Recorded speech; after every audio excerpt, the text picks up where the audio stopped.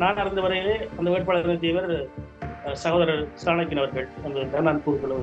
நிறைய உள்பூசல்கள் நிறைய இருக்கின்றது. சில விடயங்களை நான் பொது வழியில் கூற முடியாது. குறிப்பாக யாழ் மாவட்டத்தை பொறுத்தவரையிலே உங்களுடைய தெரிவு செய்யப்பட்ட தலைவர் கௌரவ பாராளுமன்ற உறுப்பினர் சிறிதரன் அவர்களுடைய வெற்றியை என்பது உறுதி செய்யப்பட்ட வெற்றி. மட்டக்களப்பு மாவட்டத்திலும் இவ்வாறான நிலைமைதான். குறிப்பாக ஒரு குறிப்பிசம் சார்ந்துதான் அந்த வேட்பாளர்கள் நிறுத்தப்பட்டிருக்கின்றார்கள். தன்னுடைய வெற்றி ஒரு இலக்காக இருந்தாலும் கூட கௌரவ தற்போது தெரிவு செய்யப்பட்டிருக்கின்ற சிறிதரன் சார் கூட அவர்கள் வேட்பாளராக நிறுத்துவதற்கு நிறுத்த மாட்டோம் என்கிற ஒரு கொள்கையோடு அவர்கள் ஏற்கனவே அந்த முடிவு எடுத்திருந்தார்கள். சுமந்திரன் அவர்கள் மீது கொண்ட மக்கள் கொண்ட வெறுப்பு இரண்டாவது ஆசனம் கிடைக்க வரும் பட்சத்தில் இவர்தான் வருவர் என்பதற்காக ஏனைய தேசிய கட்சிகள் தற்பொழுது தேர்தல் அறிவிக்கப்பட்ட காலத்தில் பாராளுமன்ற தேர்தல் அறிவிக்கப்பட்ட காலத்தில் ஏற்கனவே தேசிய பட்டியலுக்கான உறுப்பினர்கள் உள்ளாங்கப்பட்டு அதை தேர்தல் கணக்கில் உறுப்பினர்கள் ஒப்படைக்கப்பட வேண்டும் அல்லது தேர்தல் பின்னர் ஒப்படைக்கலாம். இந்த விடயங்களிலே ஏற்கனவே செயற்பட்டவர் என்ற அடிப்படையிலே திரு அதன் செயலாளர் சத்தியலிங்கம் அவர்கள் தனது பதவியை ராஜினாமா செய்து சுமந்திரன் அவர்களை தேசிய பட்டியலுடாக பார்லமெண்ட் அனுப்புவதற்கான V-Care Hair and Skin Clinic AFT Activated Follicular Transplant என்ற அதிநவீன ப்ரொசீஜர் மூலம் பாதுகாப்பான ஹேர் டிரான்ஸ்பிளான்ட் செய்திட V-Careக்கு கால் பண்ணுங்க. அரசியலில் நகர்த்தப்படும் காய்கள், திரைமறைவில் நடக்கும் ரகசிய பீரங்கள், உலகத் தமிழர் அறிந்தேயாக வேண்டிய உண்மைகளை தேடி ஒரு உடறுப்பு.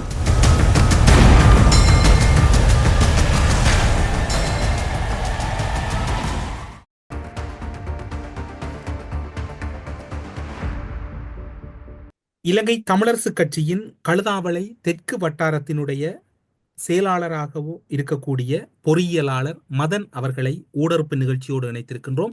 ஊடறுப்பு நிகழ்ச்சியின் சார்பில் உங்களை வரவேற்பதில் மகிழ்ச்சி. வணக்கம். உங்களுக்கும் வணக்கம் அண்ணா. என்னையும் இந்த நிகழ்ச்சி நினைத்ததற்காக முதலில் நன்றிகளை தெரிவித்துக் கொள்கிறேன். குறிப்பாக அரசியல் என்பது ஒட்டுமொத்த இலங்கையிலும் இன்று மட்டக்களப்பை திரும்பி பார்க்க வைத்திருக்கின்றது. நடந்து முடிந்த நாடாளுமன்ற தேர்தலில் உங்களுடைய மாவட்டம் பெருவாரியான வெற்றியை தமிழ் தேசியத்தின் பாலும் என்பிபி கட்சிக்கு உங்களுடைய மாவட்டத்தில் அதிகளவான ஆசனங்களையும் வழங்காமையை ஒரு கட்சி ஆதரவாளராக அல்லது உங்களுடைய கட்சி சார்ந்தில்லாமல் ஒரு தமிழனாக எப்படி பார்க்கிறீர்கள்? குறிப்பாக மட்டக்களப்பு மாவட்டத்துடைய மக்கள் எப்பொழுதும் தமிழ் தேசியத்தோடு பயணிப்பவர்கள். கடந்த கால தேர்தலினூடாக நாங்கள் அதை கண்ணூடாக காணக்கூடியதாக இருக்கின்றது. அந்த அடிப்படையிலே தொடர்ந்தும் மக்கள் தமிழரசு கட்சியோடு தான் பயணிக்கிறார்கள் என்பதை இந்த தேர்தலிலும் எடுத்து காட்டியிருக்கிறார்கள். குறிப்பாக தேசிய கட்சிகளோடு இணைந்து பிரதிநிதித்துவம் என்பது மட்டக்களப்பு மாவட்டத்திலே வருவது என்பது மிக அரிதான விடயம். வரலாற்று ரீதியாக கூட இதை தற்பொழுது மக்கள் நிரூபித்திருக்கின்றார்கள். இலங்கை ஒட்டுமொத்த இலங்கையுமே என்பிபி அலையில் சுருண்டு கொண்டு இருந்த அதே வேளையில் மட்டக்களப்பு மாவட்ட மக்கள் மட்டும் தமிழ் தேசியத்தோடு இருக்கிறார்கள் என்பதை இந்த தேர்தலூடாக அவர்கள் பறைசாற்றியிருக்கின்றார்கள்.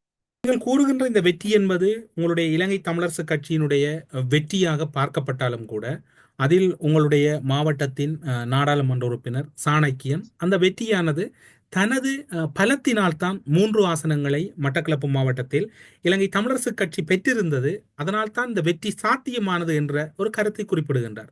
நீங்கள் அந்த கட்சியினுடைய ஒரு ஆயுள்கால உறுப்பினராக இருக்கின்றீர்கள், வட்டார செயலாளராக இருக்கின்றீர்கள். அந்த கருத்தை உங்களால் ஏற்க முடிகின்றது? இது ஒட்டுமொத்தமாக தனியொருவருடைய வெற்றியை நாங்கள் உரிமை கொண்டாட முடியாது. என்னென்று சொன்னால் தமிழ் தேசியம் என்பது இன்றைக்கு தமிழரசு கட்சியினுடைய ஆரம்ப காலம் என்பது 18ஆம் தேதியோடு டிசம்பர் மாதம் 12 75 வருட காலமாக பயணிக்கின்ற ஒரு பாரம்பரிய கட்சி.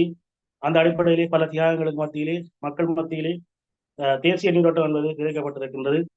அந்த அடிப்படையில் முன்னாள் பார்லமெண்ட் உறுப்பினர்கள், முன்னாள் மாகாண சபை உறுப்பினர்கள், தமிழ் தேசியத்தை நேசிக்கின்ற இளைஞர்கள் மற்றும் தமிழ் தேசிய பரப்பில் இருக்கக்கூடிய ஏனைய பிரமுகர்கள், புலம்பெயர் தமிழர்களுடைய பரப்புரைகள், ஏனைய கட்சிகளுடைய அதிருப்தி காரணமாக, மற்றது குறிப்பாக சொல்ல போனால் ஏனைய 8 வேட்பாளர்களுடைய தீவிரமான பரப்புரைகளும் இந்த வெற்றிக்கு காரணமாக அமைந்திருக்கிறது. இந்த வெற்றியை தனி வருவது வெற்றியாக நாங்கள் பார்க்க முடியாது. ஆனாலும் கூட ஏனைய மாவட்டங்களில் வேட்பாளர் தெரிவில் பல்வேறுபட்ட குறைகளும் விமர்சனங்களும் நிகழ்ந்துள்ள சூழ்நிலையில் உங்களுடைய மாவட்டத்தின் வேட்பாளர் தெரிவில் உங்களுக்கு திருப்தி இருக்கின்றதா? வேட்பாளர் தெரிவில் எங்களுக்கு திருப்தி இல்லை. குறிப்பாக இன்னும் தரமான வேட்பாளர்களை இணைத்திருந்தால் நாங்கள் 4வது ஆசனத்தை கூட பெற்றிருக்கக்கூடிய சந்தர்ப்பமாகத்தான் இந்த தேர்தல் களம் அமைந்திருந்தது என்பதை நான் இடத்தில் சுட்டிக்காட்ட விரும்புகிறேன். குறிப்பாக கட்சியினுடைய குறிப்பிட்ட சில நபர்கள் தங்களுடைய வெற்றிக்காக மாத்திரமே தேர்தல் பரப்புரைகளை மேற்கொண்டமை நாங்கள் காணக்கூடிய இருந்தது. சில வேட்பாளர்கள் வெற்றி பெறக்கூடாது என்கின்ற ஒரு முனைப்புடனே அவர்கள் பரப்புரை செய்வதை நாங்கள் காணக்கூடிய இருந்தது. அந்த அடிப்படையில் தங்களுடைய வெற்றியை மாத்திரம் தான் அவர்கள் கருத்திலே கொண்டார்கள் தவிர கட்சி வெற்றி பெற வேண்டும் என்கிற எண்ணத்தில் அங்கு பரப்புரைகள் செய்யப்பட்டதாக நான் உணரவில்லை. என்னோடு சார்ந்த எனது நண்பர்களும் என்னோட பரப்புரையில் ஈடுபட்டவர்களும் அதை அவதானிக்கக்கூடியதாக இருந்ததாக என்னிடம் தெரிவித்திருந்தார்கள். குறிப்பாக 8 வேட்பாளர்களும் தனித்தனியாக பிரச்சாரம் மேற்கொண்டு என்பது நமது கட்சிக்குரிய ஒரு பின்னடைவாகத்தான் நான் பார்க்கக்கூடிய இருக்கிறது.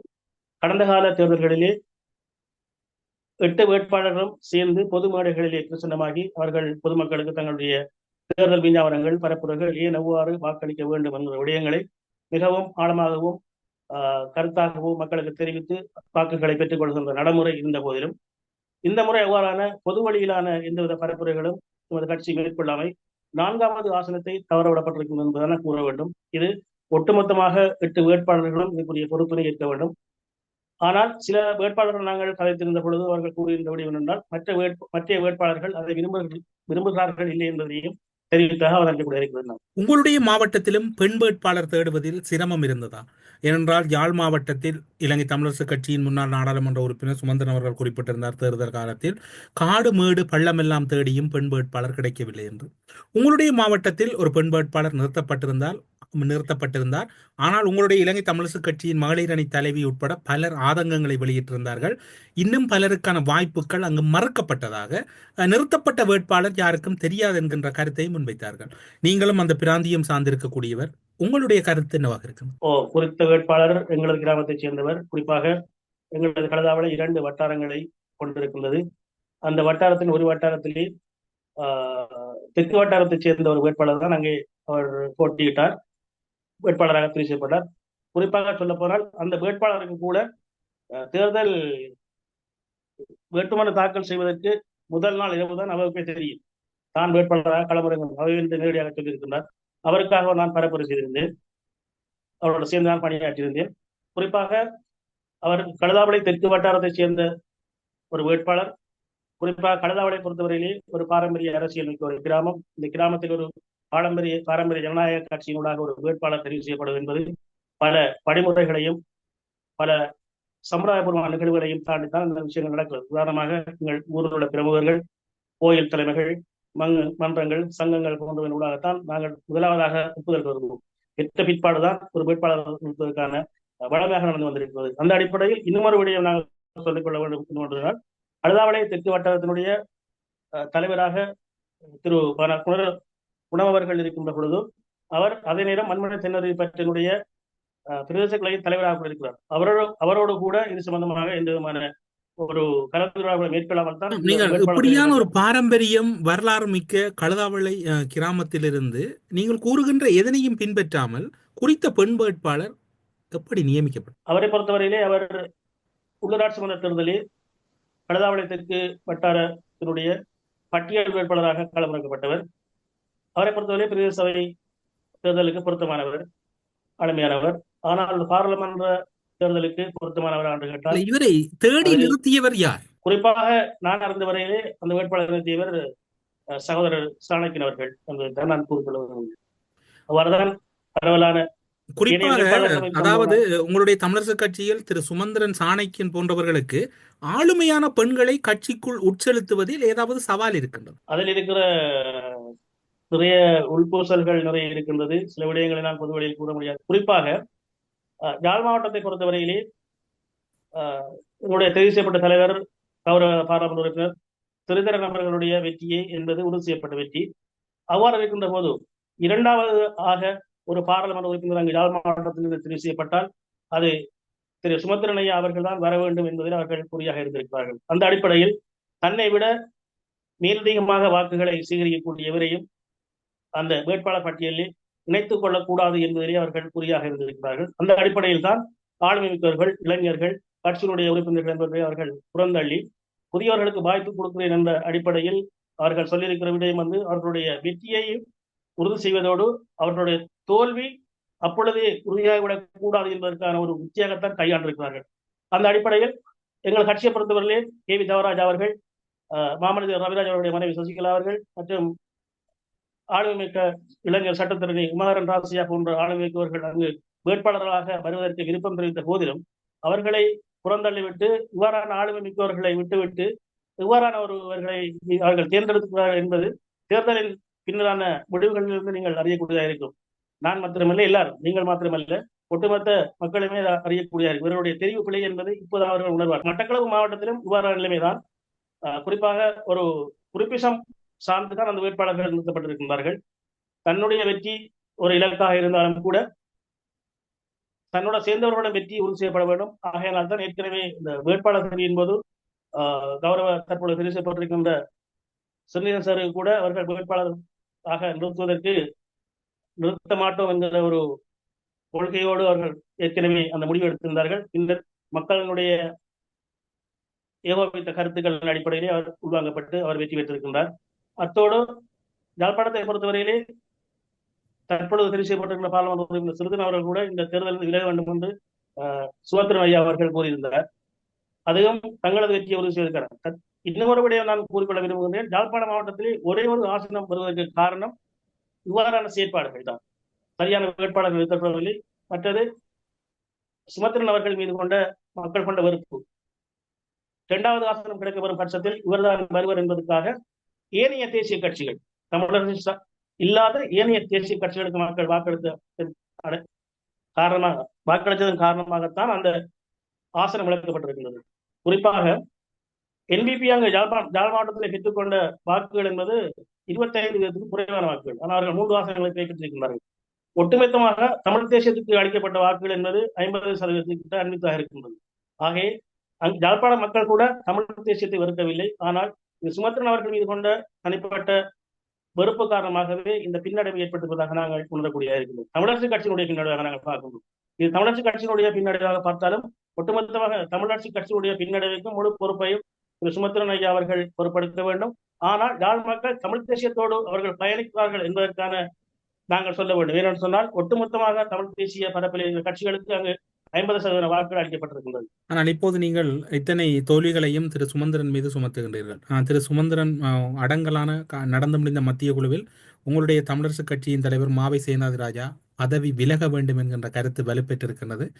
மிகவும் ஒரு வயது முதிர்ந்தவரை மிகவும் தரக்குறைவாக விமர்சித்த சம்பவங்கள் எல்லாம் இடம்பெற்றிருக்கின்றன. அது தொடர்பில் இப்போது சமூக வலைத்தளங்களில் கருத்துக்கள் முன்வைக்கப்படுகின்றன. பலரும் ஆதங்கங்களை வெளிப்படுத்தி கொண்டிருக்கின்றார்கள். நீங்கள் ஒரு கட்சியினுடைய ஆயுள்கால உறுப்பினராக, அந்த கட்சியை பின்தொடர்பவராக இந்த சம்பவத்தையும் அதன் பின்னராக நிகழ்கின்றவற்றையும் ஒப்படைப்பார். இதற்கு முன்னதாக நான் ஒரு விடயத்தை உங்களுக்கு தெளிவுபடுத்த வேண்டும். குறிப்பாக ஜனாதிபதி தேர்தலிலே பொது வேட்பாளர் நிறுத்தப்பட்ட பொழுது கட்சி எந்த முடிவெடுத்த முதலில் நாங்கள் பொது வேட்பாளருக்கு ஆதரவு அளிப்பதில் இருந்து திரு சுமந்திரன் அவர்கள் ஊடகங்கள் வாயிலாக தெரிவித்திருந்தார். அது கட்சியினுடைய முடிவல்ல. ஆனால் தமிழரசு கட்சியினுடைய ஜாப்பின் அடிப்படையிலே கொள்கை ரீதியான முடிவெடுப்பதற்கான அதிகாரம் பொதுச்சபைக்கு தான் அந்த அதிகாரம் வழங்கப்பட்டிருக்கிறது. ஒரு தேசிய கட்சி ஒரு ஜனாதிபதி தேர்தலிலே ஒரு பேரினவாத ஒரு வேட்பாளரை ஆதரிப்பது என்பது மத்திய குழுவினால் அந்த முடிவு எடுக்க முடியாது. தமிழரசு கட்சி ஜாப்பின் விதி 7 ஆனா பிரிவின்படி அது தெளிவாக சொல்லப்பட்டிருக்கின்றது. அது பொதுச்சபையினூடாகத்தான் அந்த முடிவு எடுக்கப்பட்டிருக்கிறது. இவர்கள் மத்திய குழுவில் எடுத்த முடிவு என்று சொல்லி உதாரணமாக சஜித் பிரேமதாஸ் அவர்களை ஆதரித்த என்ற முடிவு அது ஒரு கட்சியின் முடிவாக நாங்கள் பார்க்க வேண்டிய தேவையும் இல்லை. அப்படியான ஒரு தேவை இருக்கவில்லை. உதாரணமாக சொல்ல போனால் தான் தோன்றித்தனமாக தான் எடுக்கின்ற முடிவை அங்கு அமல்படுத்த வேண்டும் என்பதில் திரு சுமந்திரன் ஐயா அவர்களும் அவர்களுடைய சேர்ந்தவர்களும் அதை முனைப்பாக செயல்படுவார்கள். அந்த அடிப்படையில் தான் இந்த நிகழ்வும் அப்படியான ஒரு காலகட்டத்தில் தான் 2 விஷயங்கள் இருக்கிறது. ஒன்று தந்தை செல்வா அவர்களை கூறியிருக்கின்றார், ஒரு கட்டத்திலே தமிழ் தேசியமா சிங்கள தேசியமா என்று வருகின்ற பொழுது நாங்கள் தமிழ் தேசியத்தை நாங்கள் கை கொடுக்க வேண்டும், கரம் சேர்க்க வேண்டும் என்கிற விடயத்தை அவர் தந்தை செல்வா சொல்லியிருக்கிறார். அந்த அடிப்படையிலே தான் இவர்கள் அணியிருக்க வேண்டும். அஜித் பிரேமதாஸ் அவர்களை ஆதரித்தது முற்றுமுதல் பிள்ளை. ஏற்கனவே அவர்களுடைய கட்சியினுடைய என்று சொல்வதை தாண்டி கட்சியினுடைய நான் சொல்லுகிற பிரமுகர்கள் ஏற்கனவே ரணில் விக்ரமசிங்கே அவர்களை ஆதரிப்பதற்கான ஒரு நிலைப்பாடெல்லாம் இருந்தார்கள். அதற்காக அவர்கள் ரணில் விக்ரமசிங்கே அவர்களுக்கு ஆதரவு தெரிவிக்கின்ற நிலைப்பாடு இருக்கின்ற பொழுது அவர்கள் சொன்ன விடயம் என்னவென்று சொன்னால் வடகிழக்கிலே சஜித் பிரேமதாஸ் அவர்கள் 1000 விகாரைகளை அமைப்பதற்கான அங்கீகாரத்தை எடுத்துருவார். ஆகிய நாங்கள் இவரை ஆதரிக்க கூடாது என்கிற கருத்தை முன்வைத்தவர்கள் பின் நாட்களில் என்ன நடந்தது ஏது நடந்தது எங்களுக்கு தெரியாது. அது உயர்மட்டங்களில் நடந்த பேச்சுவார்த்தைகளோடாக அவர்கள் சஜித் பிரேமதாஸ் அவர்களை ஆதரித்தார்கள். இது வெறுமனே இவர்களுடைய நிகழ்ச்சி நிரலுக்கு ஏற்றால் போல் மற்றவர்கள் நடந்து கொள்ள வேண்டும் என்கிற ஒரு கருத்தியலோடாகத்தான் அவர்கள் முன்வைக்கிறார்கள். தாங்கள் எப்பொழுதும் எங்களுடைய கருத்துக்களை நாங்கள் சொல்லி அதற்கு மற்றவர்கள் அடிபணிய வேண்டும் என்கிற விடயம் தான்.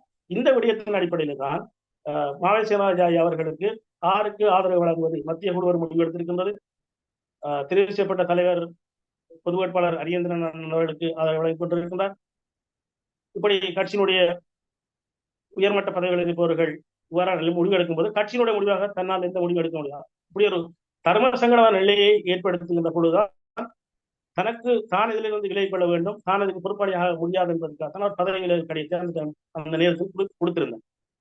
ஆகவே ஒரு தர்ம சங்கடமான நிலையில் இந்த கொடுக்கப்பட்ட பதவி விலகல் கடிதத்தையும் தெரிவு செய்யப்பட்ட தலைவர் ஸ்ரீதரனுக்கு தானே விலாசமிட்டிருந்தார். அவர் உங்களுடைய பொதுக்குழுவுக்கோ அல்லது பொதுச் செயலாளருக்கோ பதில் தலைவருக்கோ அந்த விலாசம் விடவில்லை. அப்படி இருக்கின்ற போது அதிலும் ஒரு முரண் நிலை தானே. சொல்லப்பட்ட விடயம் என்று சொன்னால், அவர் சொன்ன விடயம் என்னவென்று சொன்னால், பதவி விலகுவதை தாண்டி நீங்கள் தலைவராக தெரிவு செய்யப்பட்டுள்ளீர்கள், தலைமைத்துவ பொறுப்பேடுங்கள் என்ற மாதிரியான கடிதம் தான் வழங்கப்பட்டது. உதாரணமாக பதவி செயலாளர் கூட எங்களுக்கு நம்பிக்கை இல்லை. ஏன் எவ்வாறு சொல்கிறேன் என்று சொன்னால், தற்பொழுது தேர்தல் அறிவிக்கப்பட்ட காலத்தில் பாராளுமன்ற தேர்தல் அறிவிக்கப்பட்ட காலத்தில் ஏற்கனவே தேசிய பட்டியலுக்கான உறுப்பினர்கள் வழங்கப்பட்டு தேர்தல் கணக்கெடுத்து உறுப்பினத்தில் ஒப்படைக்கப்பட வேண்டும் அல்லது தேர்தலின் பின்னர் ஒப்படைக்கலாம். இவர்கள் ஏன் அந்த தேசிய பட்டியலுக்கான உறுப்பினர்களை இவர்கள் கொடுக்கவில்லை என்று சொன்னால், தற்செயலாக தற்பொழுது நடந்திருக்கின்ற விடயம் சுமத்திரன் ஐயா வந்தவர்கள் அல்லது அவர்களுடைய ஆட்கள் தோல்வி அடைந்த பட்சத்தில் இவர்கள் மீண்டும் பின்கதவால் பாராளுமன்றம் செல்வதற்கான ஒரு உத்தியாகத்தான் இவர்கள் அதை செய்யாமல் இருக்கிறார்கள். பதவி செயலாளர் என்பவர் சரியான முறையிலே நடுநிலையாக நடக்க வேண்டியது. அவர் அப்படியே நடக்கிற ஆள் இல்லை. அவரும் ஒரு உறுப்பினர் சார்ந்து செயற்படக்கூடிய வாழ்த்தார். ஆகையினால் தான் இவரான நிகழ்வு. இன்னொரு விடயத்தை நான் உங்களுக்கு குறிப்பிட்டு சொல்ல விரும்புகிறேன் என்னன்னு சொன்னால், தற்பொழுதைய சூழ்நிலையிலே உண்மையாக தேசிய பட்டியல் பதவி செயலாளருக்கு கொடுக்க வேண்டிய தேவையில்லை. அந்த அளவுக்கு அவர் கட்சியினுடைய வாக்கு வங்கிக்குரிய ஆளுமில்லை. அவர் கடந்த 5000 வாக்குகள் கூட தாண்ட வருவார். இல்லை, அவர் வன்னி மாவட்டத்தில் நடந்து முடிந்த தேர்தலில் தான் சார்ந்திருந்த வவுனியா தொகுதியில் 5வது இடத்துக்கு இலங்கை தமிழரசு கட்சியை வெற்றி பெற வைத்ததுடன் அவர் வன்னி மாவட்டத்தில் 6ஆம் நிலைக்கு தள்ளப்பட்டிருந்தார். அங்கு இளையவர்கள் 2 முன்னிலை வைத்தார்கள். 2ஆம் இடம், 4ஆம் இடம் போன்றவற்றை ஒரு இளம் பெண் அவர்களும் ஒரு இளம் சட்டத்தரணி அவர்களும் பயின்று கொண்டிருந்தார். வன்னி மாவட்டத்தில் 6வது, தனது மாவட்டத்தில் 5வது இடத்தை பெற்றிருந்தவர். மற்றது உங்களுடைய பொது சபை இடம்பெறுகின்ற போது நோய்வாய்ப்பட்டு நடக்க முடியாமல் இருந்தவர். தொடர்புகள் எல்லாம் அவரோடு பேண முடியாமல் இருந்தது. அப்படியான சூழ்நிலை அவர்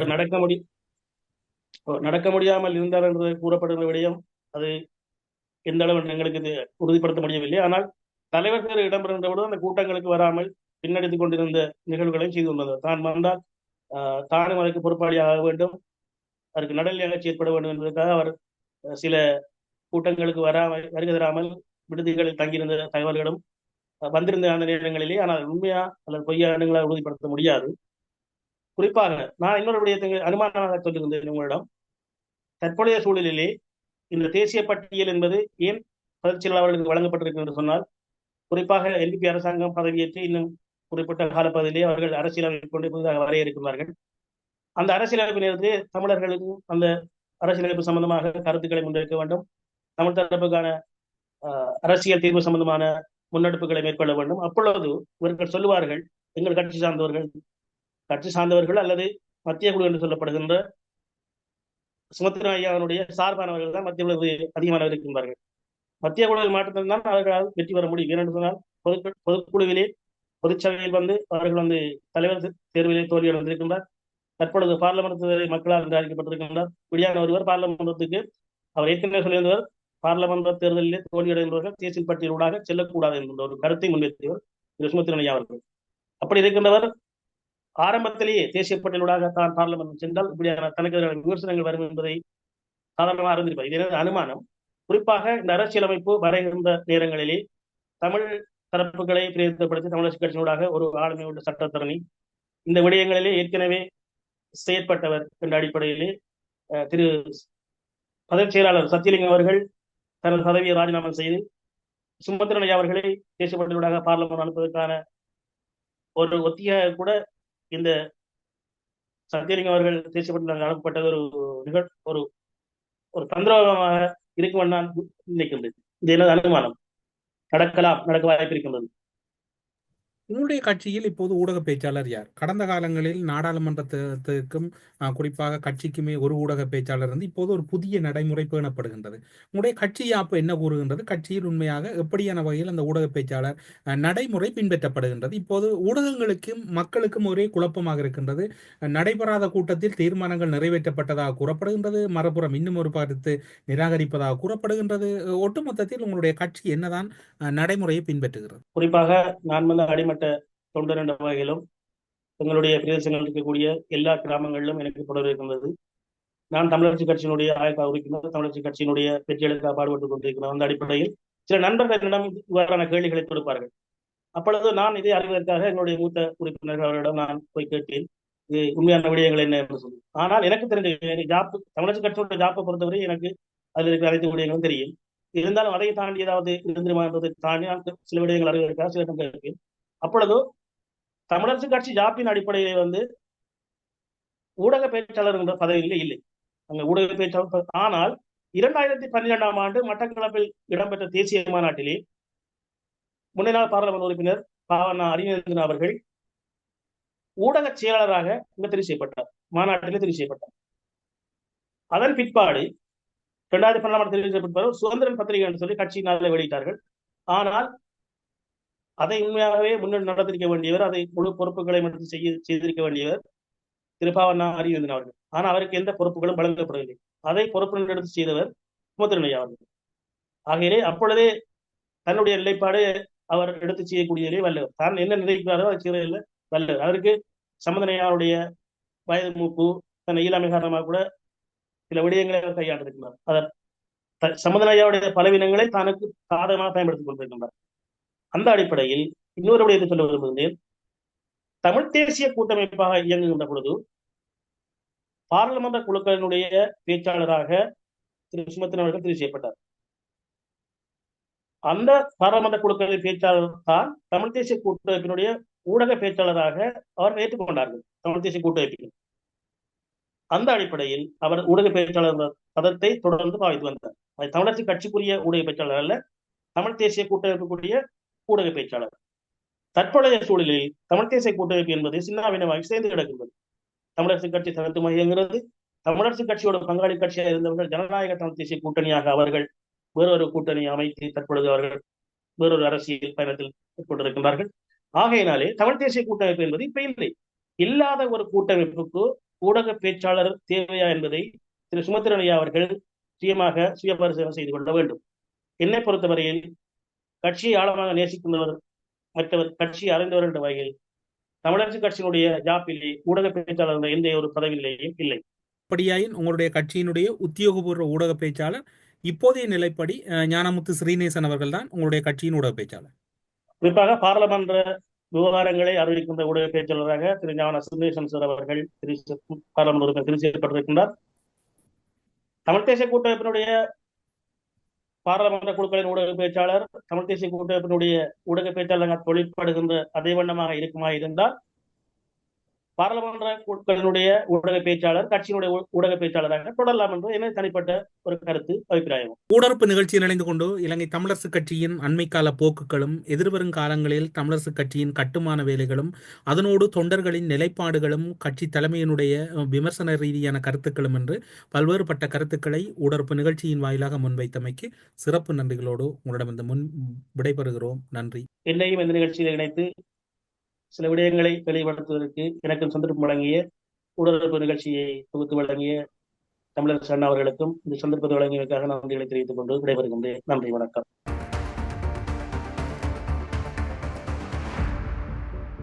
V-Care Hair and Skin Clinic AFT Activated Follicular Transplant என்ற அதிநவீன ப்ரொசீஜர் மூலம் பாதுகாப்பான ஹேர் டிரான்ஸ்பிளான்ட் செய்திட V-Careக்கு கால் பண்ணுங்க. அரசியலில் நகர்த்தப்படும் காய்கள், திரை மறைவில் நடக்கும் ரகசிய பீரங்கள், உலகத் தமிழர் அறிந்தேயாக வேண்டிய உண்மைகளை தேடி ஒரு ஊடறுப்பு.